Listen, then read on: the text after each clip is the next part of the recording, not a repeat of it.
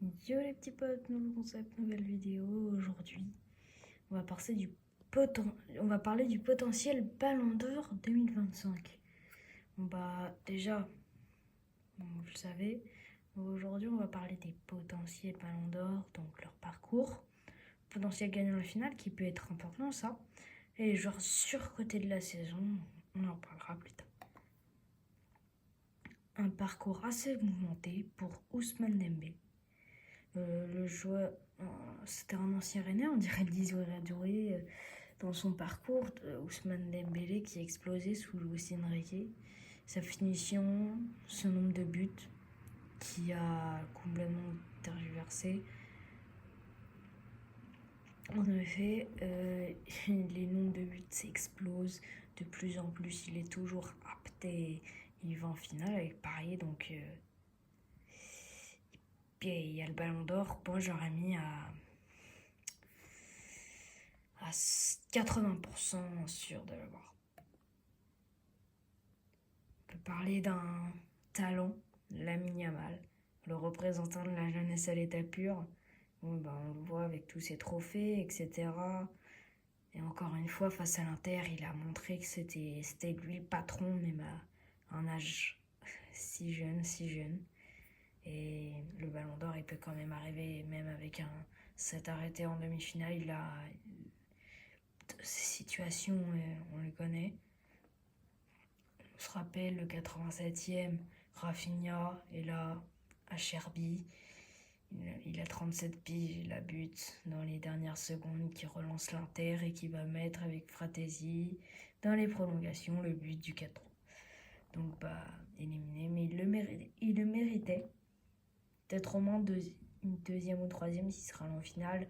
Là, moi, je l'aurais mis quatrième. Et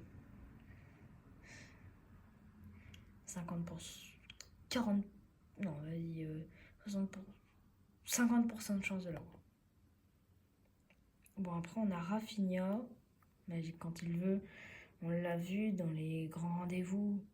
Il n'était pas vraiment présent, il arrive à marquer, il arrive à se démarquer des autres. Il peut balancer des missiles à tout moment et quand il veut, vraiment, il peut lancer ses attaques éclairs, ses contres, sa magie, sa frappe, sa finition. Donc moi j'aurais mis 70%, même s'il a vécu vu qu'il est au Barça, il a vécu comme Lamine Yamal, une tragédie, alors que c'était lui l'auteur du but à la 87e pour offrir la victoire, mais au final ça s'est transformé en 0 victoire. Ensuite Kylian Mbappé qui s'est arrêté sur ce coup dur après son départ du PSG, qui est allé en finale le Paris Saint-Germain et qui a éliminé Arsenal, et l'Arsenal qui a éliminé le Real. Donc voilà, une ambition dans la C1 qui peut s'arrêter quand il veut. Il faut toujours parler de Lewandowski. Voilà, écrasant la Liga sous flic, c'est quand même 25 buts, même si Mbappé l'a rattrapé avec ses 24. Son doublé face à Celta de Vigo. Il a quand même un certain âge, on va pas dire qu'il est tout jeune. Et mettre son nombre de buts, c'est fou. Et je pense que s'il aurait été là à son meilleur niveau face à l'Inter, le Barça aurait pu gagner. Il faut toujours parler de Salah, tout le monde en parle. Il y en a beaucoup qui ont parlé avant c'est ça, et voilà, vraiment pas présent. On le dit, il l'a dit, j'ai dit allez la gagner et c'est tout, alors qu'on voit ce Désiré Doué qui calme le jeu. Ils se sont fait renverser, Liverpool. Ils méritaient pas de la gagner, même si Salah n'a pas été présent. Il aurait pas pu parce que même si c'est pas que être le boss dans sa ligue, même si c'est selon à ce qui paraît meilleure ligue du monde, la première, c'est bon, c'est pas parce qu'il est meilleur buteur que. Et donc là on le voit, c'est pas parce qu'il est meilleur buteur, il n'arrive pas à être présent dans un grand rendez-vous, et donc ça le calme direct. Et là, on allait parler de ce rendez-vous. Et en effet, je vais vous le dire, le Paris Saint-Germain vs cet Inter Milan.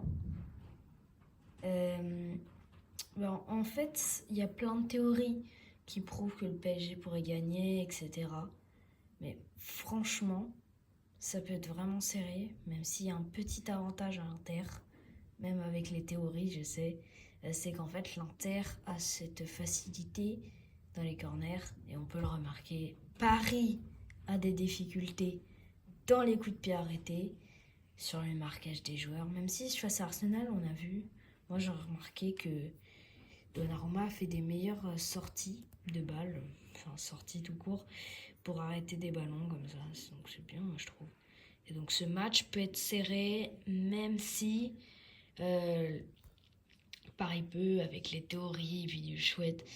Non, vraiment, l'Inter peut exploser en contre, mais Paris a ce Dembélé qu'on voit là, et c'est la surprise qui peut créer, mais il y a aussi Thuram qui peut créer la surprise, donc c'est un match qui a suspense jusqu'au bout du bout. Même si on se rappelle, je sais pas si vous les avez vus, mais ça tourne beaucoup la théorie du. En 93, l'OM a gagné face à l'AC Milan. Et là, c'était à Munich. Et là, vu que c'est à Munich et que c'est face à l'Inter, c'est les deux rivales.